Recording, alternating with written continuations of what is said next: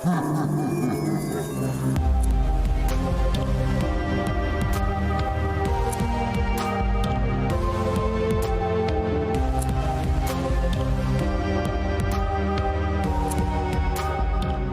morning, good afternoon, good evening, everyone. Welcome back to the Treehouse. I am here, as I am every week, with my co-host Bandit.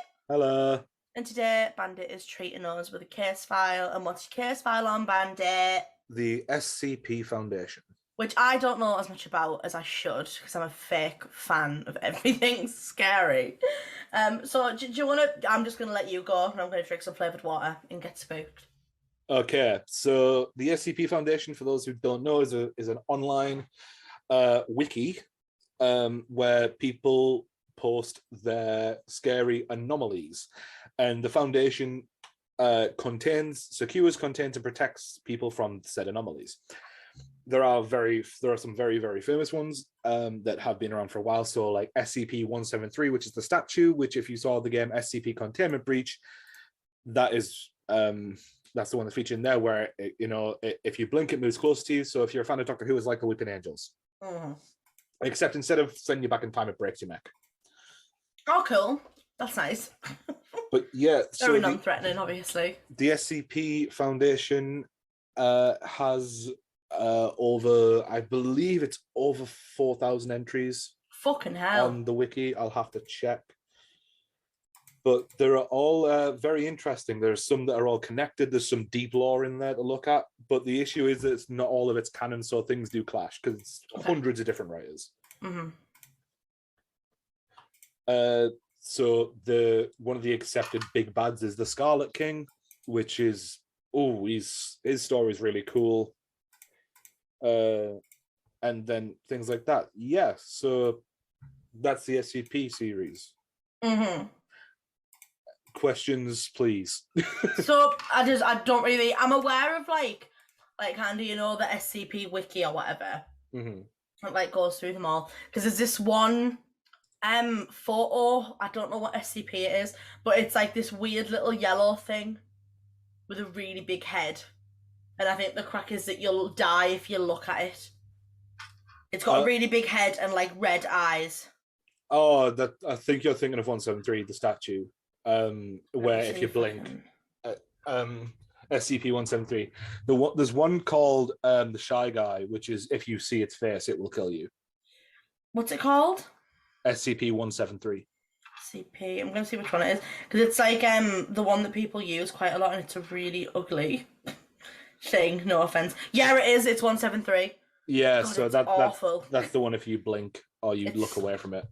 It's so disgusting. I hate it.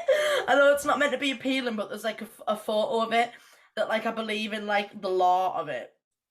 It's like stood against a wall in a room, and it's just oh god, it's just horrible.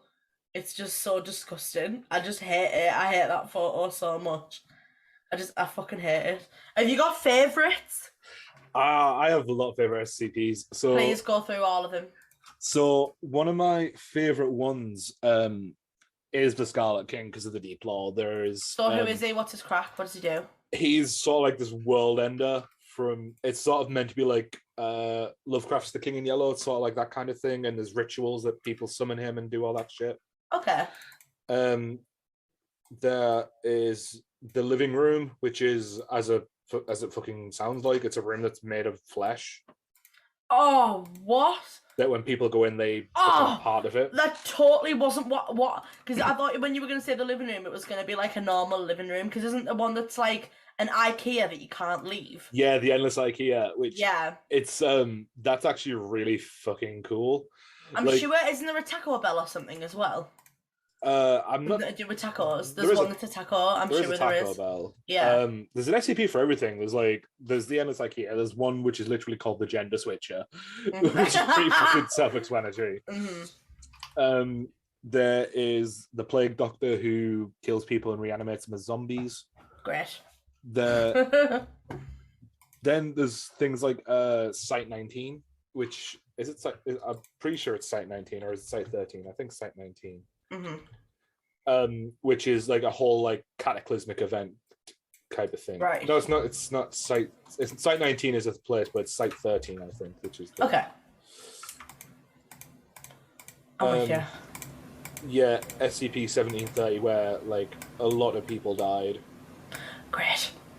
So lovely, fantastic, really. There's a the story around it is that this guy created a device called Thresher, which moves things through dimensions. Mm-hmm. And it was what was it? And like he sent this site into our dimension, like the real world, and it has their own versions of SCPs.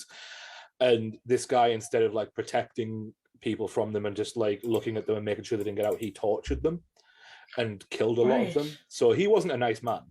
Mm-hmm. And there was a containment breach, and it just sent everything out AWOL. So they had this. There was I think his name was Elias. It was a boy who like could absorb the blood from everything he touches. Oh fuck! Yeah. Shit. So like, God, he fell into this sort of like pit where all these mutant SCP things were, and he mutated into becoming like a giant leech thing, and Jesus, they had to unleash like massive world-ending SCPs to deal with him. Fucking hell. Yeah, it was mad. The story's mad. I was gonna say, I obviously, because when I first learned about because isn't it that they just about what? Because what does SCP stand for again? Secure, Contain, Protect. There we go. So it's like isn't it just like a thing where it's just creatures that they don't know, that they can't categorize via like us being like mammal, fish. So yes, they do. They have classifications for different SCPs depending on how dangerous they are. Yeah. So let me just find them. So obviously the first one is safe, which is fine. Safe class SCPs are anomalies that are easily and safely contained. This is often due to the fact that the Foundation has researched them well enough that containment does not require significant resources, or that the anomalies require a specific and conscious activation trigger. Classifying an SCP as safe, however, does not mean that handling or activating it does not pose a threat. Right, okay. So what does it mean by safe then? It doesn't require much effort, and if it's left on its own, it won't do anything. Okay, fair enough. That makes sense. So then there's Euclid. Euclid class are anomalies that require more resources to contain completely, or where containment isn't always reliable. This just means because the SCP is insufficiently understood or inherently unpredictable. Euclid is the object class with the greatest scope, and it's usually a safe bet that an SCP will be in this class if it doesn't easily fall into other standard ones. As a note, any SCP that's autonomous, sentient, and/or sapient is generally classified as Euclid due to the inherent unpredictability of an object that can act or think on its own. Okay. Keter.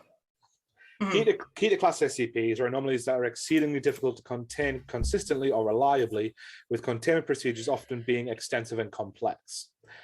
The Foundation often can't contain these SCPs well due to not having a solid understanding of the anomaly or lacking the technology to properly contain or counter it. Right.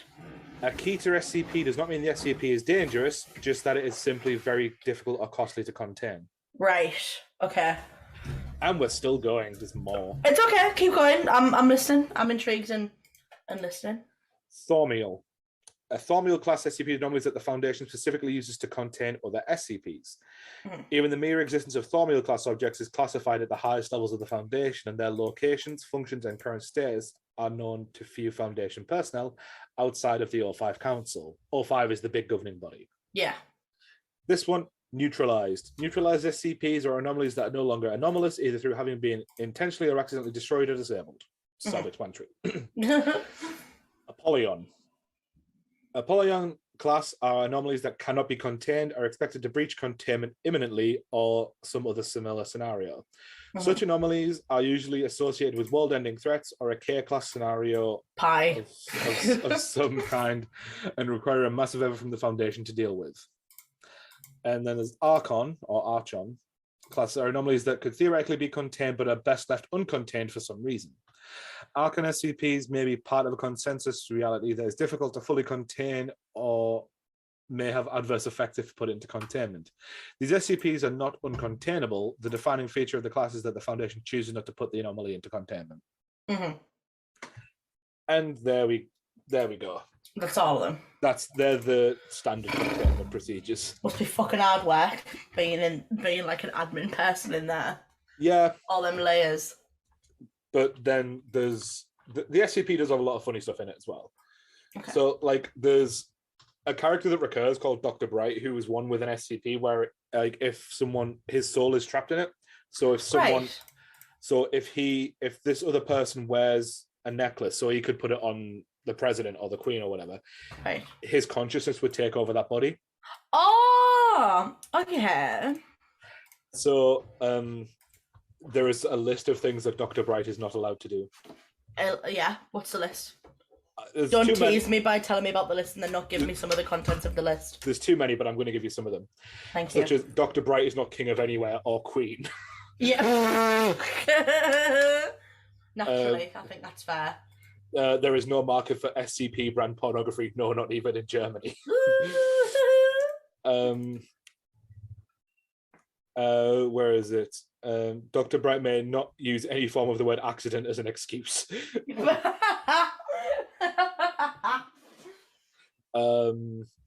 Where is it? Dr. Bright is not from an alternate timeline. Dr. Bright cannot issue orders to preserve the timeline or corrupt the timeline or screw with those history nerds. Okay.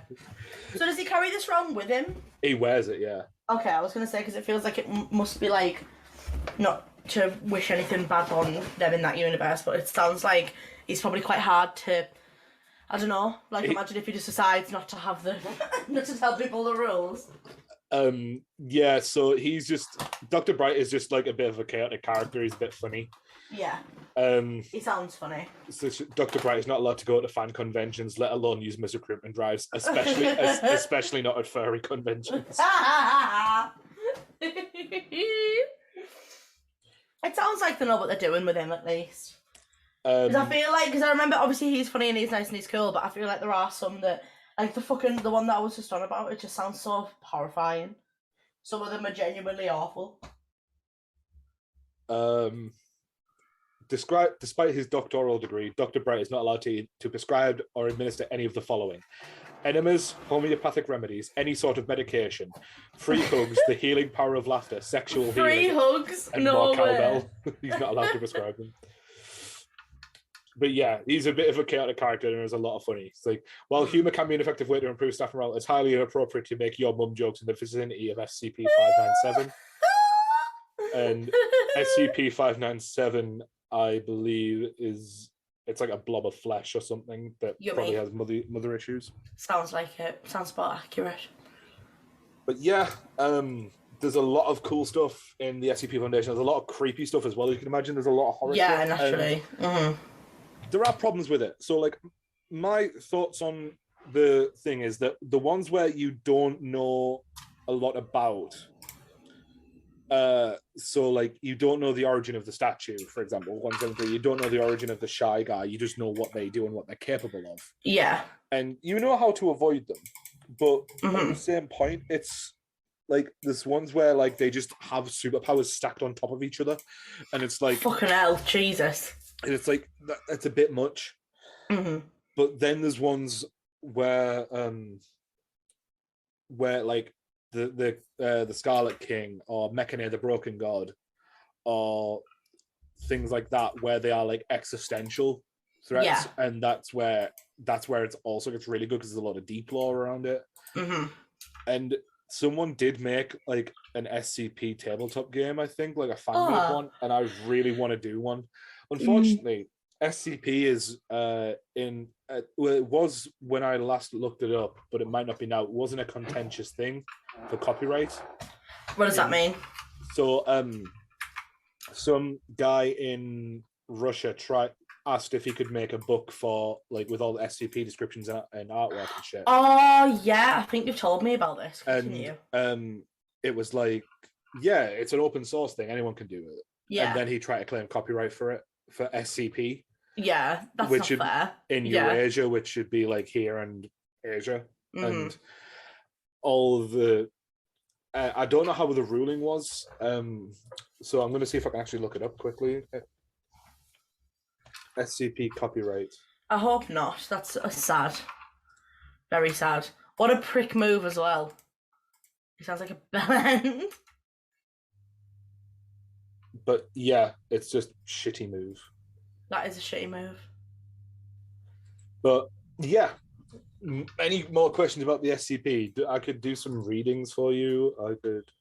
I would love some readings, please. I would just like to know. I literally don't know anything about any of them. I know that it's obviously this big body of creatures, and I don't like. Obviously, you said there's over 4,000. You don't need to do 4,000 readings.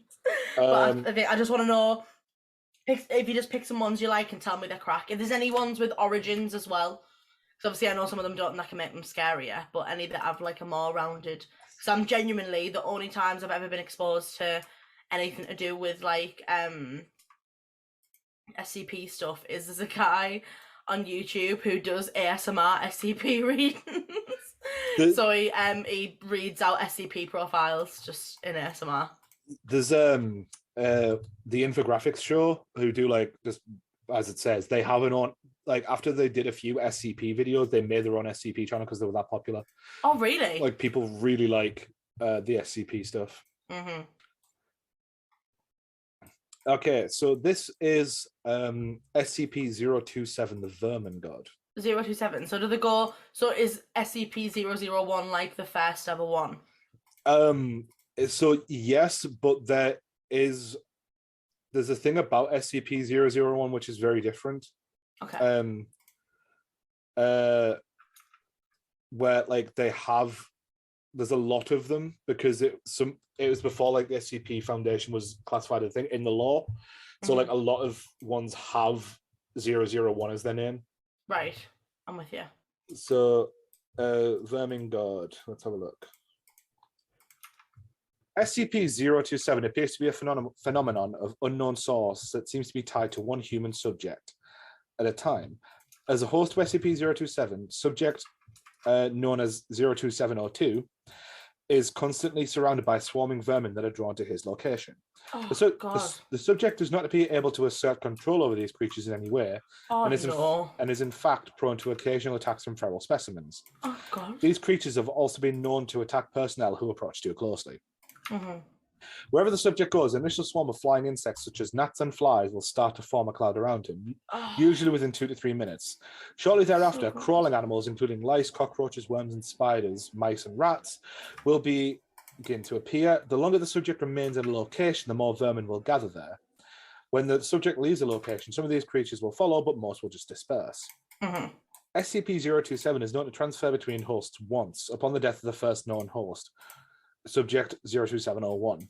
Since 027 could likely repeat this feat upon the death of O2, all high-value personnel should be kept far away from the current host until more about O27 is understood.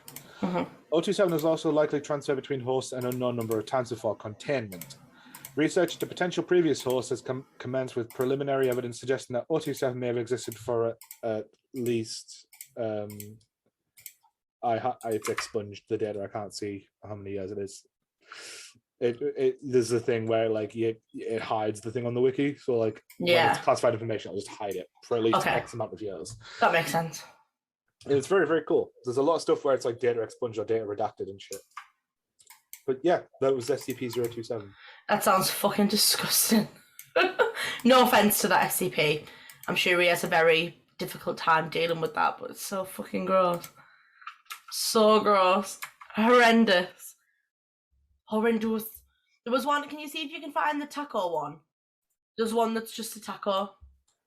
Like I'm positive there is. SCP taco.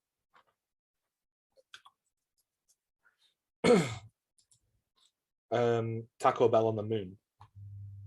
I'm sure there's one that is literally just a taco. I'm positive. I hope I haven't dreamt it. Otherwise, I'm dreaming about SCP-2848. Okay.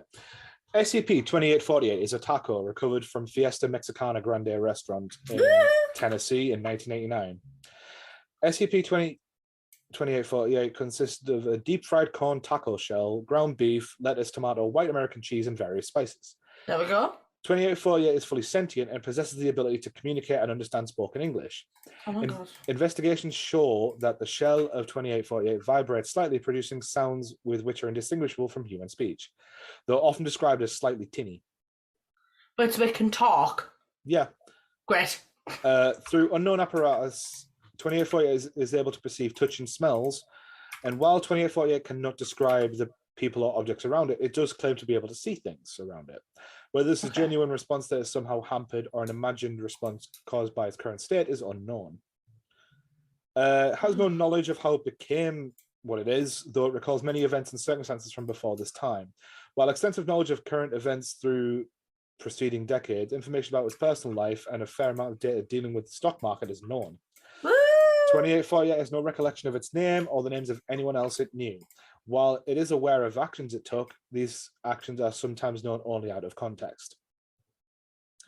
Shortly after initial containment, 2848 was confirmed to be highly depressed, and the Site 19 head psychologist, Dr. Glass, continues to have private interviews with 2848 on a bi-weekly basis. In the interim, Dr. Glass has recommended that all members of the SCP-2848 team who are comfortable doing so should speak regularly with 2848 and keep it company. Oh my God, I'm going to cry. That poor little taco. Extensive logs are kept in an attempt to narrow down the list of attendees at the restaurant that day, though currently the information is sparse at best. 2848 was found in a white styrofoam box, apparently left at the table after being used to house 2848 for transport. Though 2848 was left behind, it was recovered when the servers, who heard voices coming from the trash can and interpreted it as a demon, contacted a local priest for an exorcism, which in turn alerted the Global Occult Coalition, who in turn put 2848 into the Foundation's care for study. Oh, bless him. That poor little taco. That makes me so sad. Some SCPs are just sad. Like, do you know any other sad ones? Not that I want to down the vibe on the pod. I just because there's so many that there's some funny ones, there's some actual horrifying ones. Like, because that's a taco, I expected that one to be like either scary or funny, and it's neither of those things.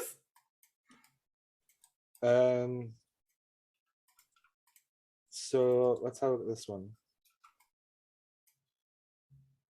I'm trying to find some actual sad ones, because I know there's one where it's a little girl, but like everyone around her, like if she's in the vicinity of someone for too long, they get murderous, and if they try to harm the little girl, they will die themselves. Oh God. So one of the weird things they did was they put her in a room with 682, which is the hard to destroy reptile, which is basically like an indestructible reptile. Right. And that's a murderous thing that hits humanity, and it just calms it down, and she lets it give it belly rubs.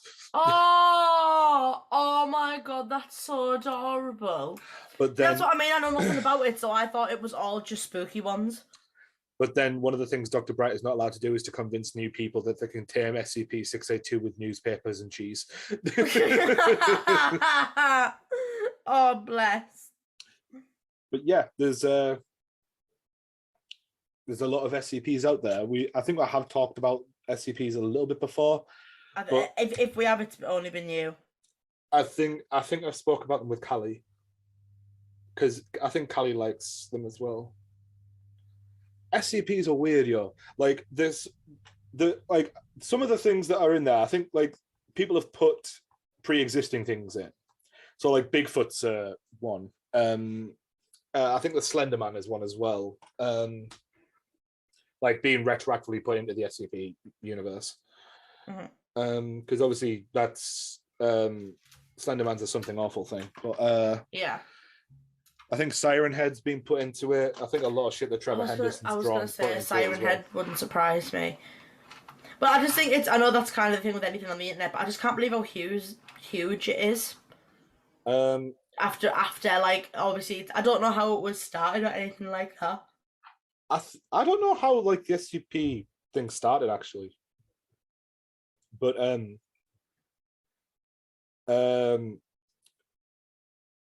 there's just it's just a lot of stuff. So much. Take me through some more of your favourites, please. If you can find the full profiles. I don't remember a lot of the numbers. I can tell you some from memory. Yes, go, bitch. So there's one where it's I can't remember what it's called, but like it's this. They found it in a cave, in a cemetery. And it's like they go into this It's just like a replica of the world that we're in, but like everything is dead. Oh. Like they went to like the SCP Foundation, and even the reptile, which is immortal, is dead. And it's fucking hell. And they work out that this thing that just travels between dimensions and kills everything and then continues moving. Oh, party. So they blocked it. They blocked the cave up so it couldn't get through. That's funny. There's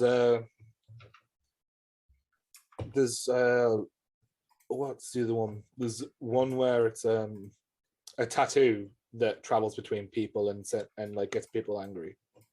Oh, really? Yeah, and people get really, really violent. Jesus Christ.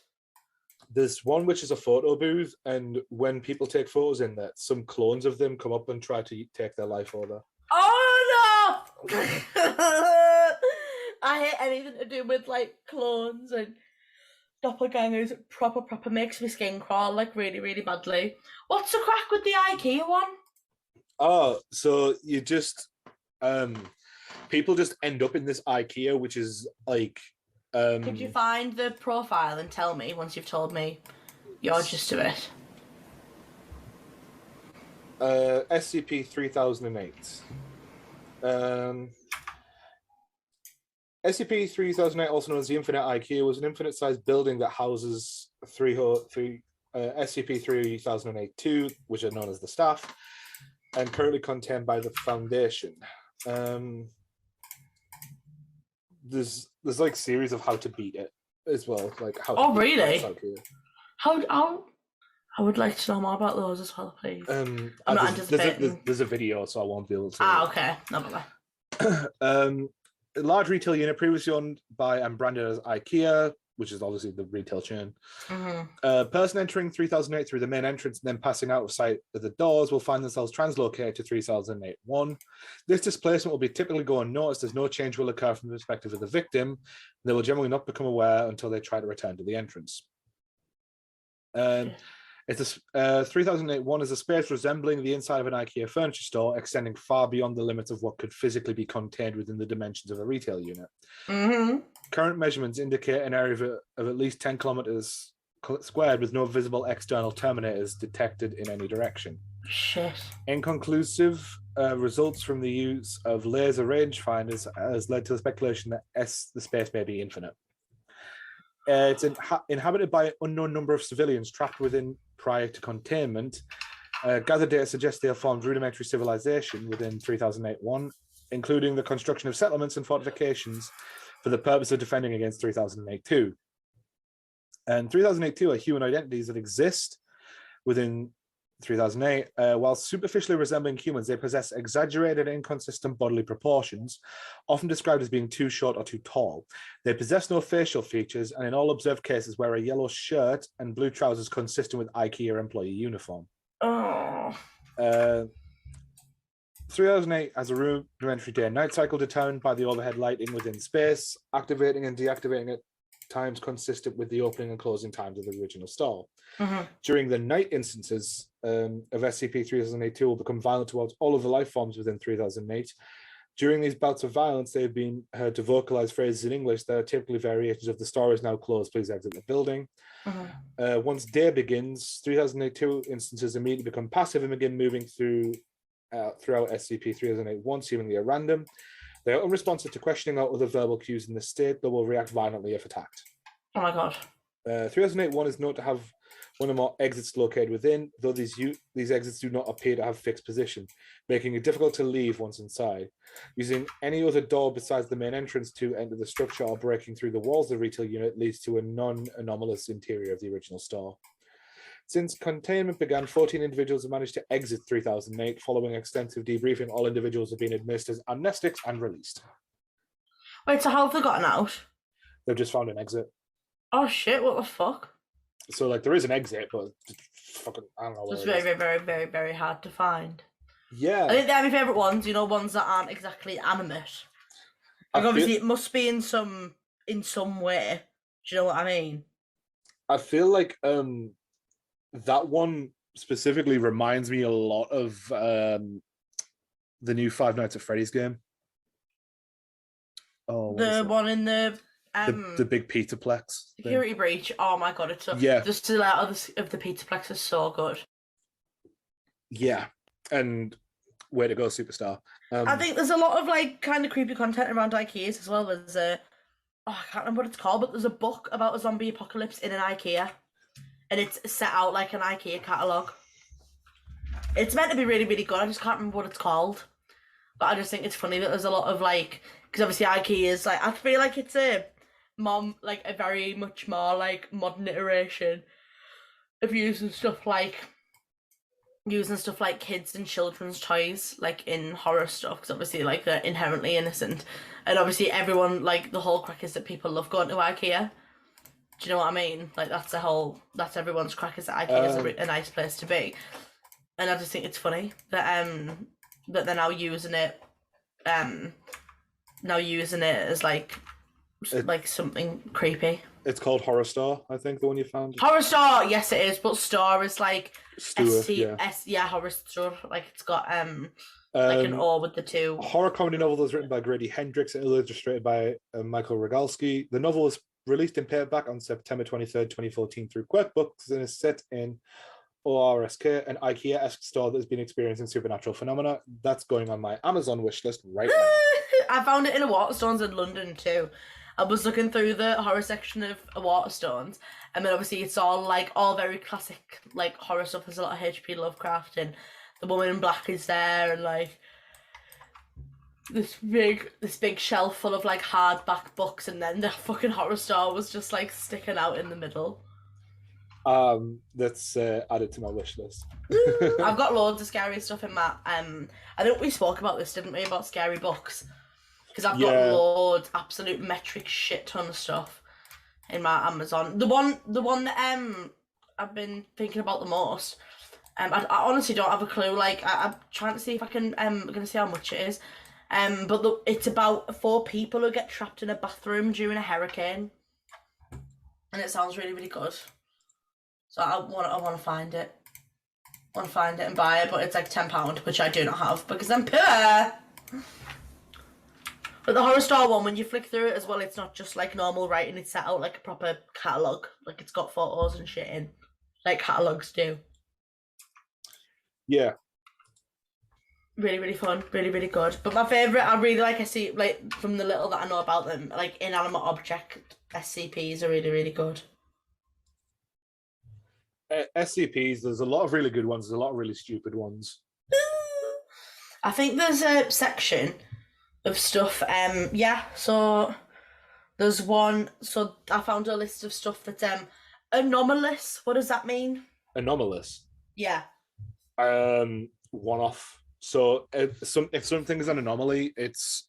I know what an anomaly is. I just didn't know what it meant in context of the SCP Foundation. So stuff that's not normal.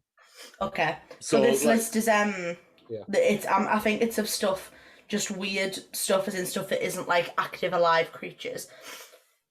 So it has like this isn't all the descriptions, but an unbreakable lamp, a penny when flipped that always lands heads up, a number 2 pencil, a painting, normal garden slugs, a rock that glows, a 44 Magnum, a clothes hanger, a snow globe, a squirrel, a ping pong ball, a cowboy hat, a dice, a Coca-Cola glass, a paperweight, another glass, just a normal one, VHS porn, a statue of a clown, obviously, an adult male capybara, another pencil, but this one's HB, a 24,000 carat diamond, a t-shirt, a wedding invite, a 16-month day planner, an IKEA brand wall clock, a fly swatter, a spear, a game of Risk, a piece of charcoal, a bootleg of, again, a lot of these are redacted, but a bootleg of a perfume, a piano, another number 2 pencil, a $13 bill, another snow globe. Like there's just any like basic household item. There's one of them with a weird quality. There is a really, really sad one. Called. Sorry, that was a yawn, but I went whoa, like Winnie the Pooh. It's called Where the Dragons Went. Okay. It's sort of like, where was it? It's all like this. It's like a box or whatever that contains the words like it's got Hebe Dragons written on it. Yeah. And when it's opened, I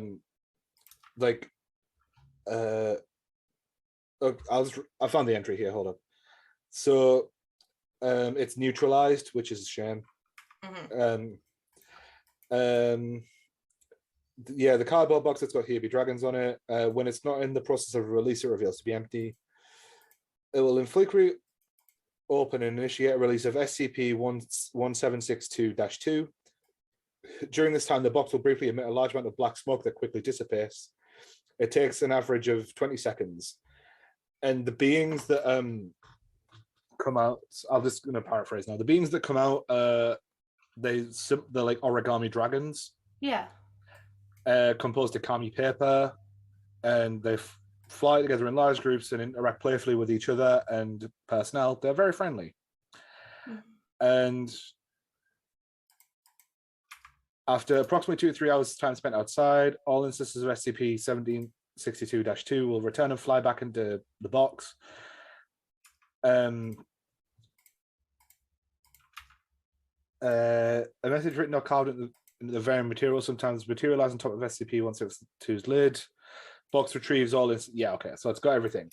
And then on this date in the last 2 years, because it's 20 something, on whatever date I can't see in the last 2 years, the box began to undergo a series of events that lasted 11 months and 28 days.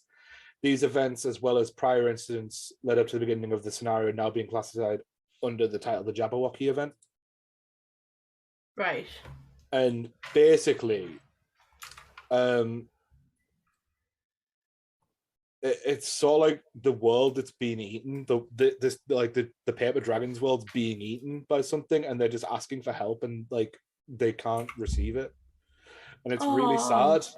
That is really, really sad. No. First recorded instance of them talking. You have found us, thank you. It has been so long since we last saw each other, friends. The peace has been upheld. The giants and behemoths have kept their world and not caused any trouble since you last came and gave the order. We've missed your company. How's your family been? Do you still know how to work your room? You're welcome to visit anytime. No! But they've That's so upsetting. They've all like asked like, are you still out there and all that, and like, I can't fucking do this. I didn't start this podcast for this. It's so upsetting. It's really well written. Like there's a full story on YouTube, and it's really, really sad, and it made me cry because it makes you think of the never-ending story. Honestly, it's really sad. It's really fucking sad. The last document obtained. Master says that we won't see you again. We are sad. So are the remaining others. We once filled each other's heads with dreams and goals. It's so sad that we cannot share them any longer. Master says we have to go. He says that he will make us a new fantasy. He says you cannot be a part of it. We are sad. We love you. We will not forget you. We are scared. Will you forget us? Oh my god! I can't fucking no. Absolutely fucking not. This is too much. It's just too much. That's so heartbreaking. That's so upsetting. I bet the person that made SCPs intended it for it to be a stupid nerdy thing, and now people are making genuine like heartwarming stories involving little dragons. So yeah, upon removal of that last document, which I just read you out, salt water began to leak from the box, and the burn marks that covered the container began to disappear. 3 minutes later, the box had been restored to original state, but the words "Here be dragons" were replaced where "Here were dragons." Oh my god! That is so upsetting.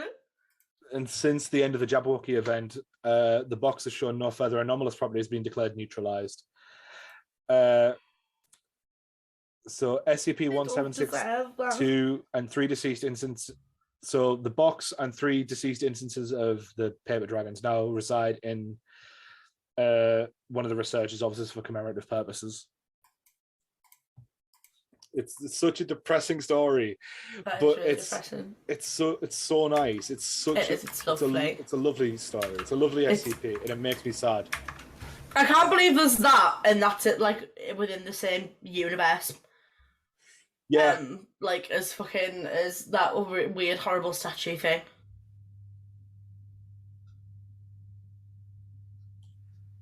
It reminds me so much of the Never-Ending Story. Like, if have you seen it or you read it or? I haven't read. I know about there's a dragon in it. Falkor, the Luck Dragon. Yeah, I know about the dragon, but that's all I know. So like the Never-Ending Story, the first movie is the best one, and it's the thing called the Nothing, which is destroying the world, and it's meant to be like people forgetting books and like that kind of thing. It's one of them, but like you see like the world being devastated and like creatures like losing. You see a horse die. Like it's one of the most saddest scenes I remember is like do you know if you know the Bandit Treehouse, they get the name from the kid in Never-Ending Story, and like he's got this big white horse called Artax, and it's really cool, and it goes through the swamp of sadness, and if you let the sadness get to you, you start to sink, and the horse starts to sink. Oh my god! Oh, is that what that's from? The horse bit. Right, I've seen the horse bit. I have absolutely no desire whatsoever to watch that film. I don't want to see that. It was heartbreaking. And when I was on Tumblr like 10 fucking years ago, someone posted like the clip of the horse sinking into the fucking swamp. And it was horrible. I hated it. I wanted to die. It was the most upsetting thing I've ever watched. The movie, like that happens fairly early on in the movie, and like this is not a spoiler. The movie's like at least 40 years old at this point. Yeah. And it like obviously everything's fine in the end, but it's a really really good movie. And the theme song is amazing. Oh yeah, fucking Stranger Things. Yes, well, the singing Stranger Things it had just come out at that time. Yeah. I'm with you. Look at what you see. I remember. But that's so sad. That's so upsetting. There's a wolf called the Gamork, which is very creepy. I used to, just because of their aesthetics, I used to get it confused with the Princess Bride. All the fucking time. They're made at similar times. I was gonna say they look very similar. That's why, like, even just the filters that are used. I'm gonna send you this, right? So, The Never-Ending Story was released in 1984, but I watched it when I was very young. Yeah. And the Gamork, which is one of the villains, it serves the Nothing. It's like it's a big black wolf, right? So you know the big white wolf style thing. But like imagine Child Bandit seeing that. Fuck it. Bandit, I shit myself. Why the fuck would you do that to me? I did warn you. So, for the benefit of the audience, Bandit sent me... What is that? What is that thing? It's called the Gamork. It's from the Never-Ending Story. He sent me a photo of the Gamork from the Never-Ending Story. I didn't have Discord open. We record on a different app, so I had that app open. Clicked on Discord, and it, like, he's just jump scared me. Like, with that fucking phone. That's so scary. Yeah. Ugh. What does it do? Can it talk? Yeah, it talks. What does it say? Like it's one of the things that's sort of like it's sent by the Nothing to hunt a Treehouse. I think that was the thing, and what it does is like it says I would rather serve the thing that's doing whatever than oppose it, because then I'll just whatever I'll say. And then it tries to attack a Treehouse, and the Treehouse kills it. But it talks. It's very well spoken. I was about to not say this, but I'm going to say it anyway, just because we were talking about animals talking. I didn't get, so the other day, me and Declan were talking about X-Men. We'd got on to talking about, like, Marvel and stuff like that, and the fact that I don't think Sony are very good at making live-action superhero films. Pretty prime example is I thought Venom was fucking awful, but I think Into the Spider-Verse is the best Spider-Man film. Agreed. And I was like, I don't get how this studio has produced the same films. We're talking about X-Men. And I've only just got the joke. In the murder mystery episode of Family Guy, the Agatha Christie one, the 100th episode special, Gillian and her boyfriend Derek are going into the attic to, like, scope out the house. And they open the door, and there's a jump scare of a black cat jumping out of the attic and meowing at them, and it goes down the ladder, and it's on the floor in the hall. Yeah. And Gillian goes, "Oh, I'll ask this cat if it's seen anything." And she goes, "Meow, meow, meow, meow, meow, meow, meow." And the cat, voiced by Patrick Stewart, turns around and goes, "We don't all talk like that. I happen to be a professor." And bearing in mind, I saw that episode when it came out. I got that joke last week.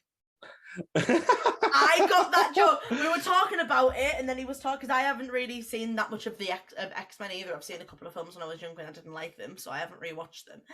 And he was talking about it and talking about Patrick Stewart and stuff like that. And after a bit, I was like, and he called him Professor Xavier, and I was like, oh my fucking God. One thing I was like, I find really funny about Patrick Stewart is he's in Family Guy quite a bit. He is, yeah. And he one of the characters he voices is Susie Swanson, which is Joe and Bonnie's like baby daughter. He voices Susie. Yeah, and it's like I forgot about that. She shares a room with Kevin briefly, yeah. And then Kevin's like talking about how he was a soldier and all that, and then it just cuts to Susie staring blankly and thinks like, "Today I saw a balloon." Oh yeah. Just in Patrick Stewart's voice. My favourite bit is, they have like Patrick Stewart actually animated, like you can tell it's Patrick Stewart. Yeah. And there's this episode where Stewie gets really obsessed with Star Trek. Oh yeah. And but by the end he fucking hates them. By the end they're all really they're all insufferable. And Patrick Stewart and another character have won a pencil topper. Oh, Lavaba, yeah. And he's like, "Oh, we put our tickets together and we got a pencil topper." He's like, "Oh, we're gonna share it." And Stewie's like, "How the fuck are you gonna share a pencil topper?" And he goes, "I have Mondays through Wednesday. And alternating Sundays." Yeah, and then he goes and he has Thursday through Saturday and alternating Sundays. And Stewie's like, "For a pencil topper!" And honestly, I think that's Family Guy at its fucking peak, is them arguing over that fucking pencil topper. It's just so stupid. Where it's so funny. They go bowling and Patrick Stewart holds up two balls and goes, "Look, I've got girl boobs." Oh yeah. That episode is just really fucking funny. It's just, I think we've talked about this before on our horror podcast, so I don't know how we keep managing to get onto Family Guy. But I just think it's at its fucking peak when they're doing really stupid shit like that. It's so funny. It's so fucking funny. Oh my God. Oh, but I couldn't, I audibly gasped and Declan was like, what? And I was like, I've just got that joke. I'm assuming is over 10 years later, because I think that 100th episode came out in like 2010. Like one of the Today I Realised moments was like Patrick in SpongeBob is so dumb because he literally lives under a rock. Yeah. Mm-hmm. I knew that one just because of the amount of, I consume a lot more SpongeBob content than I do compared to Family Guy. I don't watch a lot of SpongeBob, so it took me a minute. Well, there's been, slightly looping back around to horror before we finish. There's a TikTok thing going around now about people finding out that, have you seen Coraline? Yes. Do you know Mr. Bobinski, the guy that lives above them? I think so. Hold up, let me look. You'll know him when you see him. I'll let you look at him. Mr. Bobinski. Mm-hmm. Oh, wait, yeah. The circus guy. Yeah, and so he's, as you can probably see, is noticeably blue. Like, yes. He's blue-skinned. And none of the other characters in Coraline are like that. They've all got, like, human colour skin. And everyone was kind of like, okay, it's probably just a weird thing that they're doing while they're making this film. And he's Russian as well, but obviously people are like, oh, sex guy, he might be Russian, whatever. And it turns out, you see him and he wears a badge. Like a fucking, the badges that you get when you serve in the armed forces in anywhere. He's got one of them on, and someone's researched it and found out it's the badge that they gave to people who cleaned up after Chernobyl. So he's that colour because he's full of radiation. Ah. Yeah, and so I saw like literally 3 videos in a row of people like talking about the fact that Mr. Bobinski cleaned up Chernobyl. I just thought it was really, really fun. I love little facts like that. And as well, that YB, who is like a really important character, isn't even in the book. It's just because the book, Coraline speaks to the reader. Coraline like verbalizes her thoughts like to the ether, and they wanted to give her someone to say it to, so they made YB. He's a really important character. Coraline's a fucked up movie. It's great, but it's fucked. But it's really fucking good. Like, I know that these were all in the same video as well. There's when she enters the world where the other mother lives, there's a cake that like builds itself, and welcome home is written on the cake. And the first O is normal, and the second O's got a double loop through the middle. And there was this like old folklore that if someone double looped their O's, and that they were lying, like whatever they were saying wasn't true. And so the word home has a double loop because it's not our actual home. And shit like that. Love it. Insane. So basic but so fun. I love learning new things. So yeah, Coraline's messed up. Yeah, Coraline is messed up, and not all SCPs are messed up. No, that one was very nice. sad. Some of them are nice. Some are wholesome. Some are fruit. Some are meat. Then we use a chive. I think that's us done. Just because our SCP fun times. I'm just looking. It just reminded me to look up the Guillermo del Toro Pinocchio. It's coming out soon. Set a reminder for it on Netflix. It's December. It's due out. I take that back. It's not relatively soon in the grand scheme of the universe. This year, I guess. This year, I guess.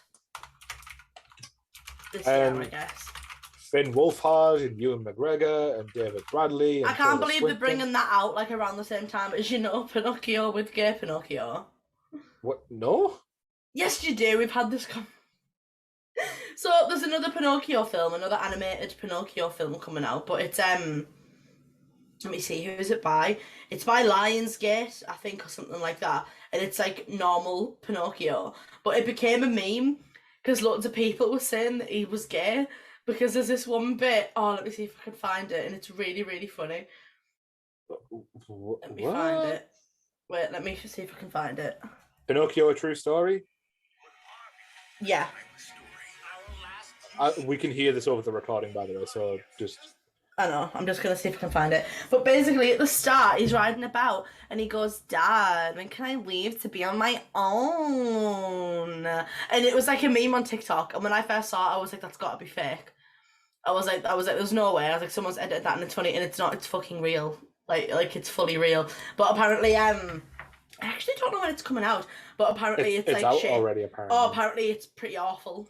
Then people are saying that it's just generally not very good. Yeah, probably is. It sounds it. I'm not gonna lie. It just looks shit. I'm looking at the animation. It looks tragic. Yeah, it does. I remember seeing loads of Pinocchio movies. So it's like Pinocchio 2000 or whatever it was as well. What? There was a Pinocchio set in the future, and it was Pinocchio 3000, and it was like, it's all like robotics and stuff, but like one of the theme park, instead of like turning kids into donkeys, it turns them into robots. Right. Yeah. Well, I've went on the Rotten Tomatoes thing for Pinocchio. There's no score because there's not enough ratings for it to generate a score. Out of all the critics and all the audience, there's one review from March 26th of this year, and the review is just like, it's just rotten. And then the review is just Pinocchio no. Pinocchio no. And that's all it is. I want to build a yellow submarine and call it the Yoko Ono. It's so stupid. Anyway, Holly, where can we find you? I am on Twitter, I'm on Instagram, I'm on all TikTok, I'm on all the other stuff. We did a Alien one-shot over the weekend, and it was really, really fun. That's on the Robot Republic YouTube. You should go and watch it. So my friend Alex, who's a really, really, really good GM. And I'm here, checks little pillows and a wire and everything. If you can't find me, I'm always floating around by Bandit. And Bandit, where are you? I'm on Twitter, TikTok, Hover, and Twitch as the Bandit King UK. Woo! And from all of us here dwelling in the Treehouse, take care, everyone. Beep boop.